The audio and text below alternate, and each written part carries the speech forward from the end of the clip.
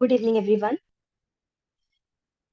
Today we'll study about ammonium carbonicum.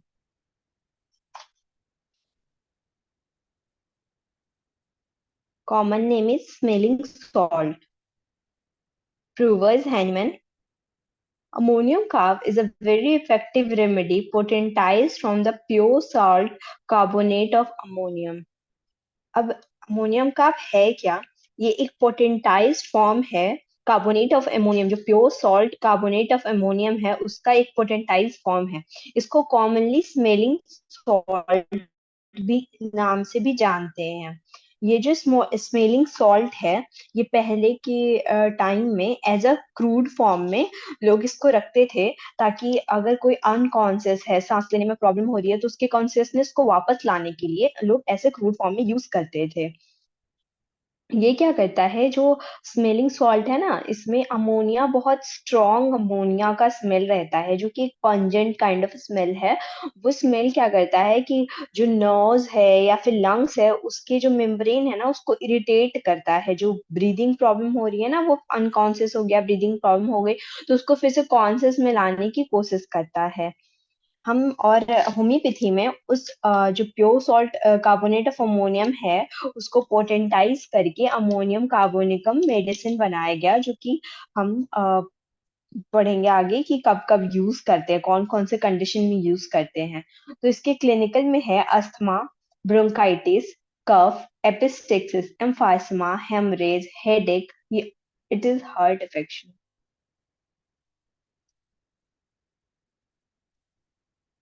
This is heart affection. Leucorrhoea, menstrual disorder, nose affection, skin affection, tonsillitis. ये जो भी problems हैं, most of the them are respiratory problem. सबसे ज्यादा इसको respiratory problem में ही use किया जाता है। जैसे कि आप क्लिनिकल में भी देखो, तो अस्थमा क्या है, ब्रोंकाइटिस है, कफ है, ये जो भी कंडीशन है, ये रेस्पिरेटरी प्रॉब्लम्स के ही हैं। और रेस्पिरेटरी के साथ साथ हार्ट प्रॉब्लम भी है। तो जैसे क्या है कि अगर अस्थमा का कंडीशन है, जो एयरवे होता है, जो अंदर तक जो हम सांस लेते हैं लंग्स तक जाता है, तो जो एयरवे होता है वो नैरो हो गया या फिर उसमें स्वेलिंग हो गई, तो ब्रीदिंग प्रॉब्लम हो जाती है। तो एक्स्ट्रा म्यूकस हो गया, तो अस्थमा का कंडीशन डेवलप होता है। या फिर क्या, जो ब्रोंकियल लाइनिंग है, ब्रोंकियल ट्यूब है, उसमें इन्फ्लेमेशन हो गया, तो ब्रोंकाइटिस हो गया, कफ का प्रॉब्लम है, एपिस्टेक्सिस है, नोज से ब्लीडिंग आ रहा है, एम्फाइसमा है। जो एल्वेलाई होते हैं ना, जो छोटे छोटे लंग्स में एल्वेलाई एल्वेल मतलब एक सैक प्रेजेंट रहता है, एल्वेलाई, छोटे छोटे बहुत सारे अल्वेलाई प्रेजेंट होते हैं, जो क्या करते हैं कि जो भी हम ब्रीद इन करते हैं, जो हवा हमारे लंग्स में जाता है, तो उसमें से जो ऑक्सीजन है उनको लेके फिर वो ट्रांसफर करके और ब्लड तक देते हैं। तो वो जो छोटे छोटे अल्वेलाई होते हैं, अगर वो किसी रीजन से, अगर उनका जो इनर वॉल है वो वीक हो जाए या रप्चर हो जाए, तो क्या होगा, जो छोटे छोटे है वो सब एक लार्जर स्पेस को कवर कर लेंगे। और लार्जर स्पेस को कवर करने की वजह से क्या होगा कि जो उनका सरफेस एरिया है वो रिड्यूस हो जाता है। तो जो अमाउंट ऑफ ऑक्सीजन, जो lungs amount of oxygen transfer करता है ब्लड को, वो कम हो जाएगा। तो ये एक कंडीशन डेवलप होता है एम्फाइसमा। फिर साथ साथ हेमरेज, कहीं से भी ब्लीडिंग हो रही है, हेडेक है, हार्ट के प्रॉब्लम्स है, ल्यूकोरिया है, मेंस्ट्रुअल डिसऑर्डर है, नोज के प्रॉब्लम्स है, which is also from respiratory. Nose के प्रॉब्लम्स रेस्पिरेटरी कहने का मतलब कि उसी से रिलेटेड। फिर स्किन इन्फेक्शंस है, टॉन्सिलाइटिस है। तो ये सब कंडीशन में जो क्लिनिकल है, उसमें हम देखेंगे कि कहाँ कहाँ वर्क करता है ammonium carbonicum. Now, characteristic symptoms. The diseased condition made by this remedy are such that are often found in rather stout women who are always tired and weary, take cold easily, suffer from cholera-like symptoms before menses, lead a sedentary life, slow reaction generally, and are disposed to the frequent use of smelling bottle. कहने का मतलब है कि ये जो medicine है, वो वैसे डिजीज कंडीशन में यूज होता है जो जैसे कि स्टाउट वुमेन हो, जो अपीयरेंस कैसा होगा, जो भी प्रॉब्लम है उसमें अगर कोई वुमेन आती है तो दिखने में कैसी होगी, एक फैटी स्ट्रॉन्ग और थिक काइंड ऑफ अपीयरेंस होगा, फैटी। वो ऑलवेज टायर्ड, जो फैटी तो है लेकिन हमेशा थकी हुई है, बहुत वियरी भी यूज करते हैं टायर्ड के लिए, थकी हुई, और जिसको बहुत इजीली ठंड लग जाता है, तुरंत सर्दी हो गया, तुरंत कोराइजा हो गया, कफ हो गया, ऐसा। साथ साथ ये बहुत इंपॉर्टेंट सिम्टम है।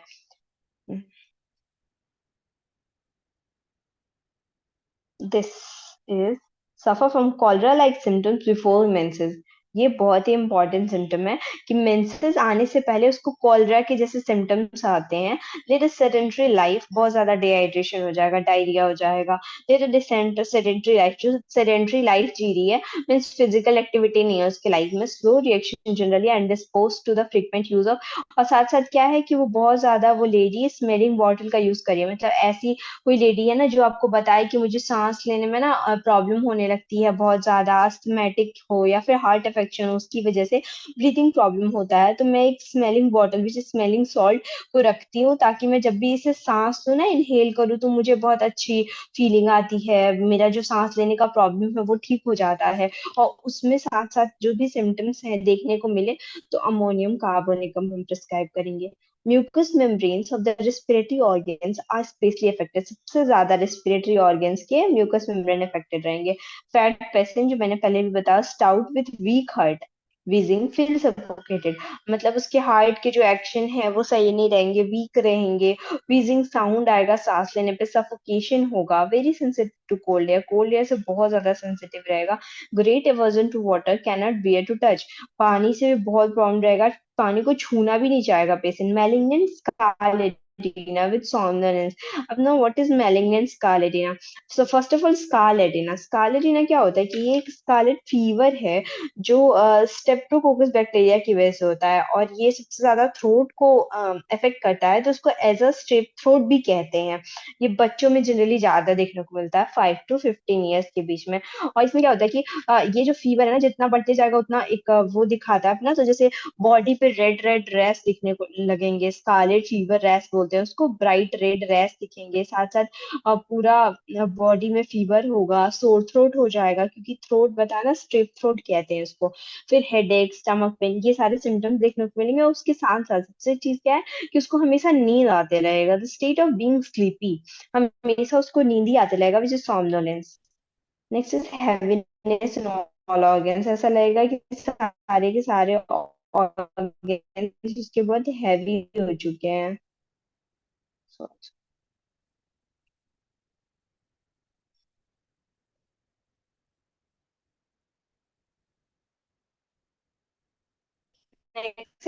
अनक्लीननेस इन बॉडीली हैबिट्स, उसका जो खुद का आदत है ना अपने बॉडी को लेके, कि वो कभी सफाई ही नहीं रखना चाहेगा। स्वेलिंग ऑफ पार्ट्स, ग्लैंड सेक्ट्रा, एसिड सिक्रेशन, ये इंपॉर्टेंट है कि जो भी उसके बॉडी के पार्ट्स और ग्लैंड्स, उसमें स्वेलिंग तो रहेंगे ही, म्यूकस मेम्ब्रेन हो गया है, फिर बॉडी, साथ साथ acid secretion is very important. जो भी सिक्रेशन रहेगा ना वो एसिड रहेगा, एसिडिक रहेगा।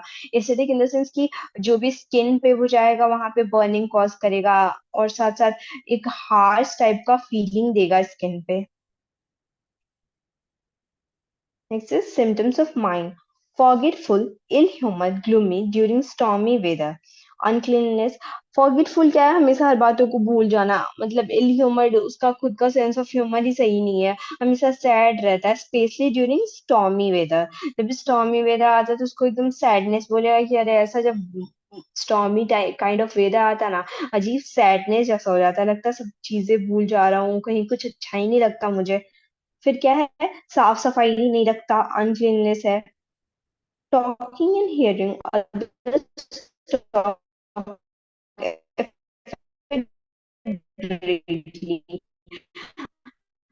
ये भी एक इम्पोर्टेंट सिम्टम है कि जब भी वो किसी के बारे में बात करें ना, उससे, या फिर उसके बाद किसी और की बातों को सुन ले, तो वो उस चीज से बहुत ज्यादा अफेक्टेड होता है। मीन्स मान लो कि अगर कोई हार्ट प्रॉब्लम का पेशेंट आता है, तो बताएगा आपको कि एक तो उसको पहले से हार्ट प्रॉब्लम है, और साथ साथ क्या है कि वो जब किसी की बात, कुछ बातों का बहुत दुख होता है कि अरे मेरे बारे में ऐसा, सैड लैक्रिमोस अनरीजनेबल। सैड लैक्रिमोस कहने का मतलब ये, तो वो सैड रहेगा, लैक्रिमोस जो तुरंत टेंडेंसी होती है रोने की, कोई भी बात बोलो तो तुरंत उसका इमोशन ट्रिगर होने लगता है, वो तुरंत रोने लगता है। और रोने का रीजन क्या है? अनरीजनेबल, किसी भी बात, तो उसको चीज पता कर लेगा कि अच्छा वो ऐसी बातें कर रहा था, और फिर साथ साथ उनकी बातों पे रोना भी शुरू कर देगा। हेड में क्या है? Pulsating forehead, better by pressure in a warm room. उसको एक आगे फॉरहेड होता है ना, उसमें पल्सेटिंग काइंड से दुख दुख दुख दुख ऐसा सेंसेशन आएगा, वैसा पेन होगा।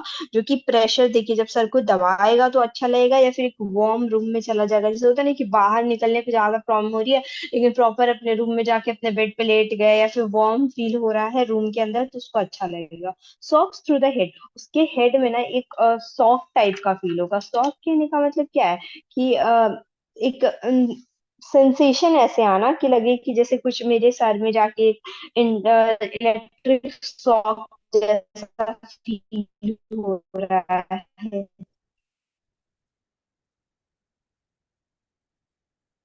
नेक्स्ट है symptoms of eyes. Burning in eyes with an aversion to light, photophobia. Photophobia है जिसमें लाइट आंखों पे किसी भी काम की वजह से अगर आंखों पे बहुत प्रेशर फील हो रहा है। नेक्स्ट इज सोर कैंथी। सोर कैंथी क्या है, जो कैंथस होता है ना कि जो दोनों आईलिड्स जहाँ जाके मिलती हैं, कैंथस होता है ना, वहां पे वो सोरनेस फील होगा, एक पेन जैसा उसको फील होगा। और वो जो है इसलिए भी है क्योंकि पहले भी बताया कि जो सिक्रेशन है वो एसिडिक है। जो सिक्रेशन है वो एसिडिक है। तो एसिडिक का क्या होगा कि वो कोई भी जगह जहां पे रहेगा वहां सोरनेस ही क्रिएट करेगा। तो ऐसी आंखों से भी अगर वैसा रहा तो कैंसर जो होंगे वो सोर हो जाएंगे। फिर नेक्स्ट है सिम्टम्स ऑफ नोज। साफ, watery discharge, burning. Symptoms nose के भी जो डिस्चार्ज रहेंगे वही रहेगा, साफ, बहुत एसिडिक, एक्रिड, वाटरी डिस्चार्ज रहेगा और जलन करेगा जहां भी जाएगा। Stoppage at night with long continuous coryza. रात को अचानक से नाक बंद हो जाएगा, सांस लेने में दिक्कत हो रही है ना, इसलिए नाक बंद हो गया है। फिर बहुत लंबे टाइम तक उसको वही सर्दी जुकाम रहेगा, कोराइजा रहेगा। Can not breathe through the nose. वही है कि रात के टाइम में ऐसा फील होगा नाक पूरी तरह से बंद हो चुका है, अब नाक से तो ब्रीथ ही नहीं कर पा रहा है, उसको अब मुंह से सांस लेना पड़ेगा। स्नफल्स इन चिल्ड्रन। स्नैफल्स इन चिल्ड्रन क्या होता है कि जैसे बच्चों में क्या देखने को मिलेगा कि जैसे एक आप रोए रहो या फिर सर्दी हो रही है तो नाक से जब ब्रीद इन करते थे सू सू जैसी आवाज आती है ना, वैसा एक साउंड हमेशा आते रहेगा बच्चों से। Epistaxis after washing and after, जब भी जब भी खाना खाएगा या फिर जब भी फेस को धुलेगा या कुछ भी धुलेगा तो उसके बाद उसको नोज से ब्लीडिंग होने लगेगी। ये सारे जो है ये पेक्यूलियर सिम्टम्स है। कोई भी मेडिसिन जो भी है उसमें बहुत सारे सिम्टम्स ऐसे होते हैं ना जो आपको लगेगा कि मैच कर जा रहे हैं, इसमें भी कॉन्स्टिपेशन है, उसमें भी कॉन्स्टिपेशन है, इसमें भी हेडेक है, उसमें भी हेडेक है। कहीं कहीं पे तो आपको फील होगा कि अच्छा फ्रंटल तो इसमें भी था, उसमें भी फ्रंटल हेडेक ही था। बट आप कैसे समझोगे कि कौन सी मेडिसिन कैसे एक दूसरे से डिफरेंट है? तो वैसे सिम्टम्स को चूज करना होगा जो पिक्यूलियर सिम्टम्स है। अब ये जो सिम्टम्स है ये पिक्यूलियर है कि जब भी वो वॉश करता है फेस को या फिर खाना खाता है तो उसके नोट से एपिस्टेक्सिस आप पे बहुत मिलेगा, पर हर मेडिसिन में सेम यही सिम्टम्स मिले, दिस इज नॉट इम्पोर्टेंट। तो यही जो कुछ सिम्टम्स है ना जो एक मेडिसिन को दूसरे मेडिसिन डिफर करते हैं, और हमें इन सारे सिम्टम्स पे ध्यान देने की सबसे ज्यादा जरूरत है। Ozaena, blows, bloody mucus from the nose. Ozaena में क्या होता है कि ये कंडीशन ऑफ राइनाइटिस है जिसमें जो नोज का ब्रिज है वो और साथ साथ जो म्यूकस मेम्ब्रेन है रोज है वो उसमें वेस्टिंग होने लगता है। मीन्स वो धीरे धीरे किसी भी रीजन से वो नोज का जो भी है वो म्यूकस वगैरह जो भी है उसमें एट्रोफी होने लगेगा, एक रीअरेंजमेंट, और वो चीज कम होने लगेगा। साथ साथ क्या है, ब्लूज, ब्लड, जब नाक से उसके ब्लडी म्यूकस बाहर निकलेगा। टिप्स ऑफ नोज कंजेस्टेड, और जो नोज का टिप रहेगा ना वो हमेशा कंजेस्टेड से बंद बंद जैसा फील होगा। Next is symptoms of face. Tetters around mouth. Tetters around mouth एक स्किन रेडनेस जैसा होता है जो लिप्स के अराउंड में हो जाता है। Boils and pustules during menses, this is also very important कि उसको बॉयल्स और पॉस्चर्स होंगे मेंसेस के टाइम में। एग्जैक्टली मेंसेस के टाइम में पेशेंट जो भी आएगी वो बताएगी जब भी मेंसेस आता है ना, वो अगर पिंपल को लेके आई तो बताएगी, फिर आप पूछोगे कब हुआ, कब से हुआ, कब से था, तो बताएगी जब भी मेंसेस आता है ना तो पिंपल उसी टाइम पे होता है। तो ये चीज जो है वो इस मेडिसिन को इंडिकेट करेगी। नेक्स्ट है सिम्टम्स ऑफ माउथ। माउथ में क्या क्या देखेंगे, टूथ, दांतों में दर्द, pressing teeth together sense shock through the head, eyes and years. और जब भी दांतों को एक दूसरे के साथ प्रेस करेगा ना तो एक इलेक्ट्रिक शॉक जैसा सेंसेशन जाएगा उसके हेड में, आंखों में और कानों में। This also important.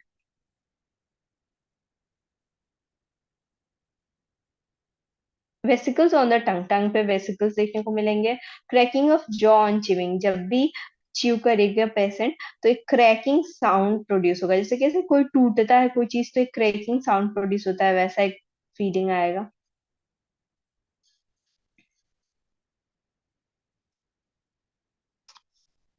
No, throat, enlarged tonsils and glands of neck, जो नेक के ग्लैंड्स है और टॉन्सिल्स है वो बढ़ जाएंगे, स्वेलिंग हो जाएगा। Tendency to gangrenous ulceration of tonsils, gangrenous ulceration होना स्टार्ट हो जाएगा। क्या होता है, किसी भी जगह पे अगर कोई चोट है, स्वेलिंग है, फिर अल्सर बना, फिर वहां पे ब्लड सप्लाई कम हो गया, खत्म हो गया, तो वहाँ एक गैंग्रीनस कंडीशन डेवलप हो जाता है। वैसा ही टॉन्सिल्स में एक टाइम के बाद जब टॉन्सिल बहुत हाई लेवल पे चला जाए तब देखने को मिलेगा। डिप्थीरिया में nose is stopped up, diphtheria का कंडीशन कब होगा, जब नाक बंद हो जाएगा, तो एकदम से नाक बंद हो गया तो पता करने पे पता चलेगा, जब आप टेस्ट कराओ या फिर कुछ भी तो आपको पता चलेगा कि पेशेंट जो है वो डिप्थीरिया से सफर कर रहा है। या फिर डिप्थीरिया को कैसे देखेंगे कि जब आप उसको बोलोगे ना कि जीभ निकालो बाहर अंदर दिखाओ, तो एक ग्रेस लेयर दिखे, मेम्ब्रेन जैसा दिखेगा उसके टॉन्सिल्स के अराउंड। तो वो जो होता है वो इंडिकेट करता है डिप्थीरिया को। वो होता क्या है कि जो बैक्टीरिया है जो डिप्थीरिया कॉज करता है, कोराइनोबैक्टीरियम डिप्थीरिया,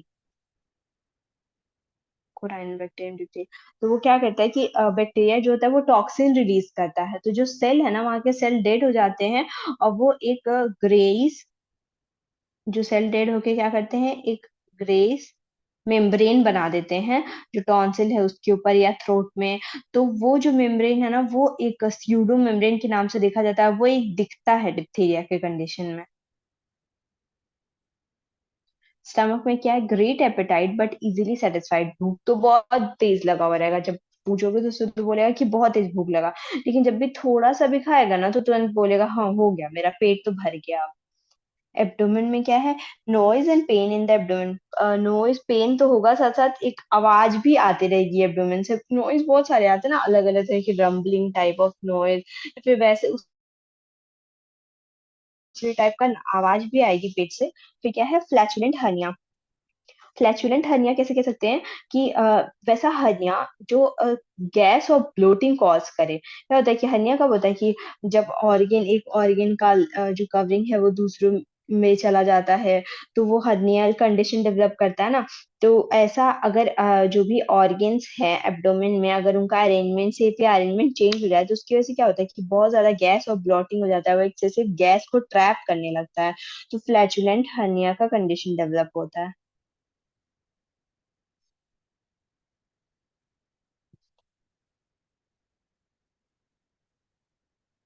सिम्टम्स ऑफ रेक्टम हो गया, rectum, stools different, hard difficult, hard not, stool जो पास करने में डिफिकल्टी होगी, हार्ड रहेगा, नॉट जैसा बना हुआ रहेगा। Bleeding piles was during menses, means bleeding piles तो रहेंगे ही, लेकिन सबसे ज्यादा इंपॉर्टेंट क्या है कि मेंसेस के टाइम में इसके प्रॉब्लम ज्यादा बढ़ जाएंगे। ब्लीडिंग पाइल्स की जो प्रॉब्लम है वो मेंसेस के, ब्लीडिंग पाइल्स आपको बहुत कॉमनली मिलेगा। जो भी पेशेंट होता है ना, मैक्सिमम हेमोरॉइड्स के पेशेंट मिलेंगे, और बहुत सारे हेमोरॉइड्स की मेडिसिन भी है, बट उसको सबसे इम्पोर्टेंट है समझना कि कौन से सिम्टम पे कौन सी मेडिसिन वर्क करेगी। तो कोई अगर लेडी आके बताती है कि जब भी मुझे मेंसेस आता है तो साथ साथ मेरा पाइल्स भी स्टार्ट हो जाता है, ब्लीडिंग भी आनी स्टार्ट हो जाती है, तो सबसे पहले हम अमोनिया का प्रिस्क्राइब करेंगे।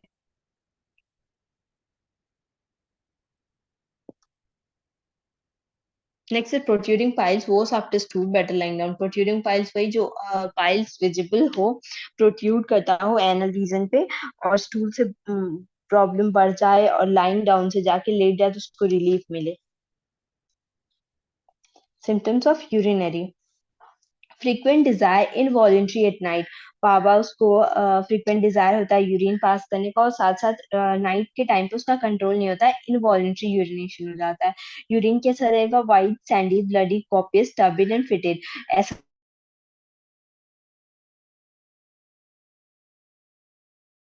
ज्यादा भी हो सकता है, और साइडी सेडिमेंटेशन भी दिख सकता है, फिटेड स्मेल रहेगा।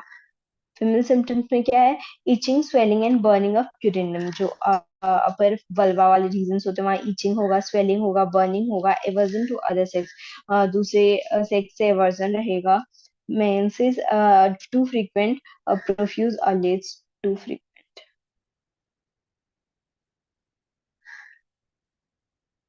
मेंसेस टू फ्रीक्वेंट, प्रोफ्यूज बहुत जल्दी जल्दी आएगा, प्रोफ्यूज रहेगा, early which is menorrhagia, copious रहेगा, क्लॉटेड रहेगा, क्लॉटेड मेंसेस ब्लीडिंग मिल सकता है, ब्लैकिश रहेगा, क्लॉटेड जनरली ब्लैकिश ही दिखते हैं, कॉलिकी पेन रहेगा which is dysmenorrhoea with hard difficult stool. अब क्या है, मेंसेस के साथ साथ हार्ड डिफिकल्ट स्टूल, मेंसेस के खुद बहुत सारे प्रॉब्लम है, साथ साथ उसको स्टूल पास करने में भी प्रॉब्लम होगी, थकान भी रहेगा स्पेशली थाइस थाइस के अराउंड, यॉर्निंग, हमेशा नींद नींद जैसा आते रहेगा और ठंड लगते रहेगा, चिलेनेस। नेक्स्ट है symptoms of respiratory. Cough every morning around 3 o'clock with dyspnea, palpitation, burning in the chest, was ascending. कफ कब होगा सबसे ज्यादा? हर सुबह,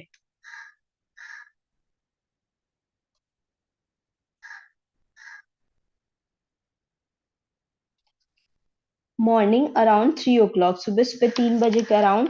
साथ साथ क्या होगा, जब भी खांसी होगी तो उसको डिस्निया होने लगेगा, सांस लेने में प्रॉब्लम होगा, पाल्पिटेशन, हार्ट बीट उसका बहुत ज्यादा बढ़ जाएगा, जलन होगा चेस्ट में, और वर्स्ट सेंडिंग मतलब आगे की तरफ बढ़ेगा ना, सेंडिंग स्टेप्स लेगा बढ़ते हुए, तो उसके प्रॉब्लम और बढ़ जाएंगे।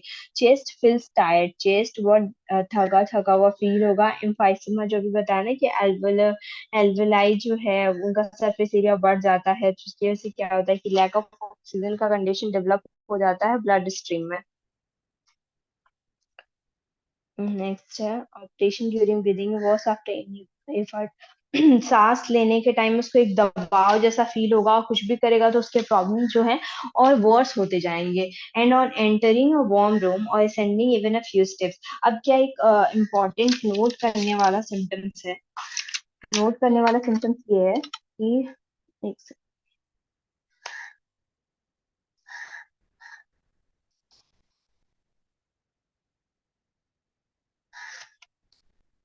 कफ on every morning around 3 o'clock, एक तो सुबह सुबह 3 बजे के अराउंड उसको कफ होगा विद डिस्निया, सांस लेने problem, palpitations, burning the chest, chest में जलन रहेगा, गॉस असेंडिंग, आगे की तरफ बढ़ेगा, स्टेप्स बढ़ाएगा तो वो जो प्रॉब्लम है वो गॉस होती जाएगा। और वैसा ही क्या देखिए कि एक अस्थमा का भी प्रॉब्लम है कि अ वार्म रूम और sending even a few steps, थोड़े भी स्टेप्स चलता है या फिर गर्म रूम में जाता है तो उसके प्रॉब्लम बढ़ जाते हैं।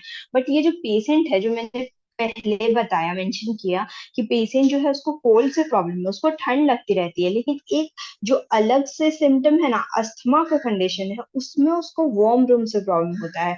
मीन्स अगर उसको अस्थमेटिक अटैक आ रहा है, मीन्स कि उसको सांस लेने में दिक्कत हो रही है, कुछ भी कर रहा है तो प्रॉब्लम और बढ़ती जा रही है, एक स्टेप भी चलता है तो उसको सांस लेने में और लेबर्ड ब्रीदिंग होने लगता है, तो डिस्निया होगा, पॉल्पिटेशन होगा, जलन होगा, तो ऐसे कंडीशन में क्या होगा कि वो रूम के अंदर बंद रूम में नहीं रहना चाहेगा, वार्म रूम में नहीं रहना चाहेगा, वो चाहेगा कि रूम से बाहर निकल के ओपन एयर में चले जाए, जितने खुले जगह में जाए तो ज्यादा ठंडा फील हो, अच्छी हवा आए, ऐसा अस्थमा में होता है। बट एज अ जनरल जब देखो तो इसको कोल्ड से बहुत प्रॉब्लम है, इसको कोल्ड से ठंड लगती है, बहुत इजीली ये कोल्ड कैच करता है, चिलनेस फील होती रहती है, तो ये चीज बहुत इंपॉर्टेंट है समझना।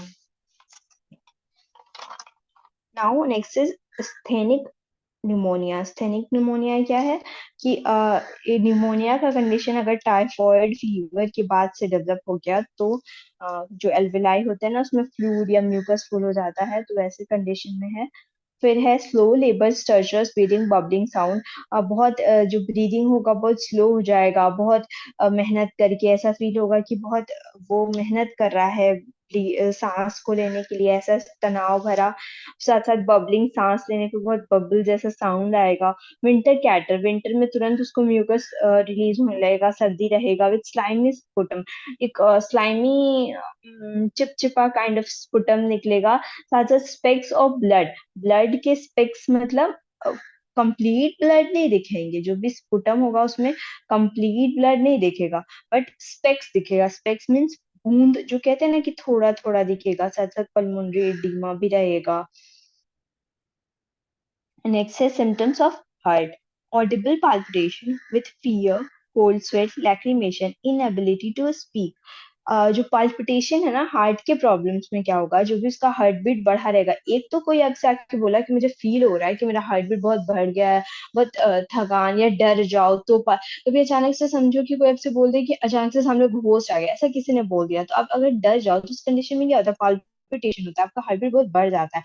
तो एक हुआ जो आप फील कर रहे हो, और जो इसका पेशेंट होगा ना उसका हार्ट बीट इतना ऑडिबल होगा कि कोई सुनेगा, कि कोई सुन सकेगा कि हाँ यार तुम तो बहुत डरे हुए हो, तुम्हारी हार्ट बीट बहुत बढ़ गई है। विथ फियर, कोल्ड स्वेट, पसीना जो रहेगा एकदम ठंडा, लैक्रिमेशन तुरंत रोने होने वाला, इनएबिलिटी टू स्पीक, बोलने में भी प्रॉब्लम होगी, loud breathing and trembling hands, और साथ साथ क्या है, जो सांस लेगा ना वो बहुत ज्यादा लाउड रहेगा, आवाज आएगी, हाथ कांपते रहेगी, heart weak weakens the with difficult breathing and palpitations। Heart weak कहने का मतलब जो हार्ट के एक्शन है वो वीक रहेंगे, सोए में भी उठेगा तो बहुत ज्यादा उसको सांस लेने में प्रॉब्लम रहेगी, और पल्पिटेशन का कंडीशन रहेगा।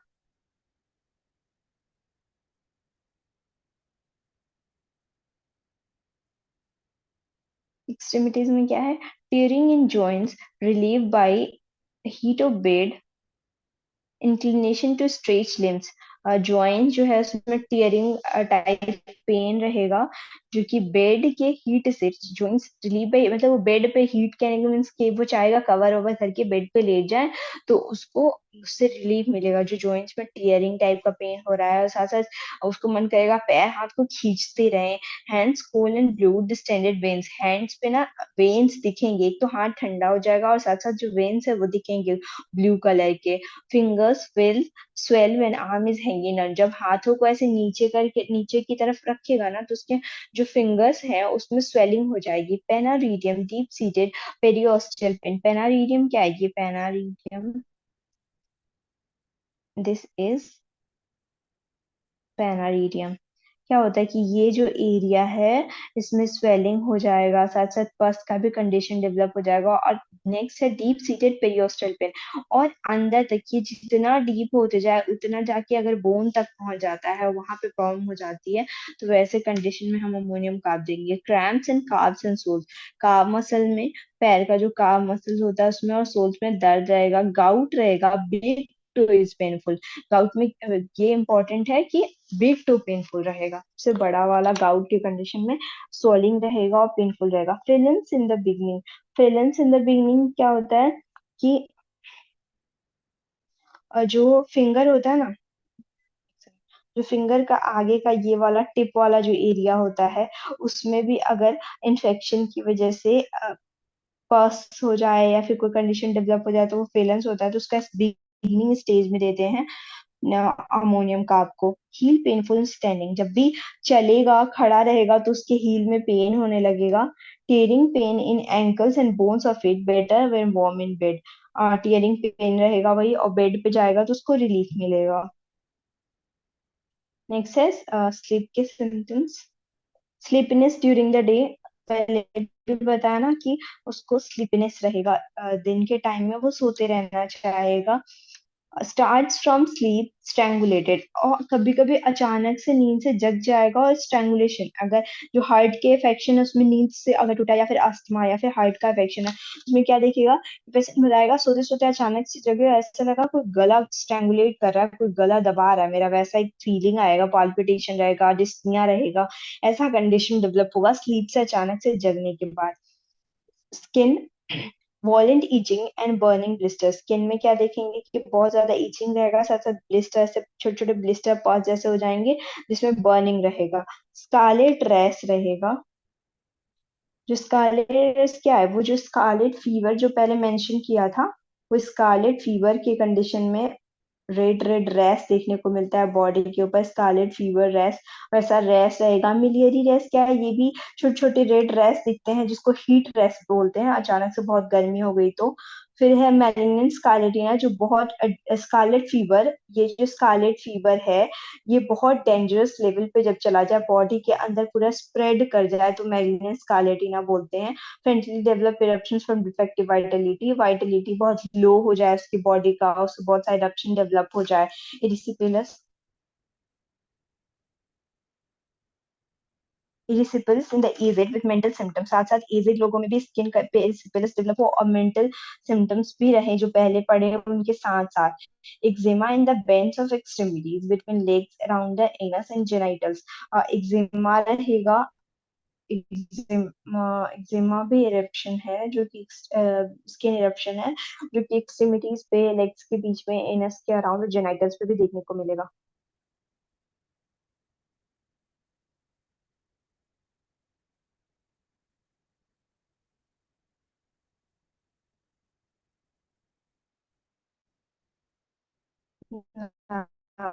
लास्ट मोडालिटीज, प्रॉब्लम सबसे ज्यादा कब बढ़ जाते हैं उन्हें जब ठंड में जाता है, उसको ठंड एप्लीकेशन है, वॉशिंग है, जिसमें क्या होता है वॉशिंग से एपिस्टेक्सिस होता है बिटवीन 3 to 4 AM, जो 3 से 4 बजे के बीच में, उसको डिस्निया पाल्पिटेशन के कंडीशन है।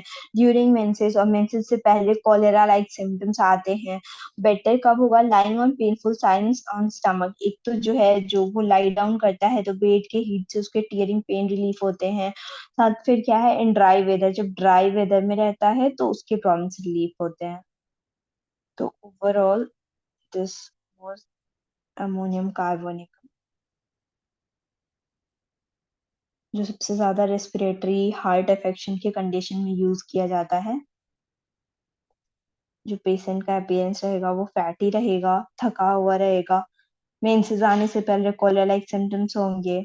म्यूकस मेम्ब्रेन रेस्पिरेटरी ऑर्गन्स की जो होते हैं वो सबसे ज्यादा अफेक्टेड होते हैं, जो भी डिस्चार्ज म्यूकस डिस्चार्ज होता है वो एक्टिव रहता है, वो चाहे कहीं से भी हो। मेलेनियन स्कारलेट या स्कारलेट फीवर बहुत डेंजरस लेवल पे चला जाए। हार्ट के इन्फेक्शंस में जो भी हमने देखा कि उसमें उसको डिस्निया का कंडीशन था, सांस लेने में प्रॉब्लम थी, फिर लेबर्ड ब्रीदिंग था, जो कि अस्थमा अटैक भी आता है ना तो वैसा दिखता है क्या अस्थमा में, कि ऑपरेशन ड्यूरिंग ब्रीदिंग दबाव फील होता है, कुछ भी करता है, कोई भी एफर्ट लगाता है तो भी उसके कंडीशंस और खराब होते जाते हैं। या फिर वार्म रूम में, जो मैंने एक चीज मेंशन किया कि अगर कुछ फ्यू स्टेप्स चले ना तो भी उसके कंडीशन और खराब होते जाएंगे। और वार्म रूम में, बंद रूम में भी नहीं रहना चाहेगा, उसे ऐसा फील होगा कि बंद रूम में ना मुझे सांस ही नहीं आ रहा है। ये सारे जो रेस्पिरेटरी के सिम्टम्स हैं, जो फीमेल सिम्टम्स हैं, या फिर जो हार्ट सिम्टम्स हैं, ये ही सबसे इम्पोर्टेंट होते हैं अमोनियम कार्ब में। एंड ये वाले भी सिम्टम्स मैंने मेंशन किया ना, कि पेनारिडियम जो है वो इतने इस लेवल पे चला जाए कि साथ साथ डीप सीटेड पेरियोस्टियल तक चला जाएगा। एंड गाउट जो है वो बिग टो में, पैर का जो बिग टो है ना उसमें सबसे ज्यादा देखने को मिलेगा, जिसमें वो पेनफुल हो जाएगा और स्वेलिंग हो जाएगा। और नेक्स्ट है फेलेंस, जो आगे बताया था ना, टिप में भी पस का फॉर्मेशन हो जाएगा। So these are all the very important symptoms of ammonium carb. Scarlet fever है। एक्जिमा कहाँ कहाँ होगा? एक्सट्रीमिटीज, लेग्स के अराउंड, एनस के अराउंड, जेनिटल्स के अराउंड। So this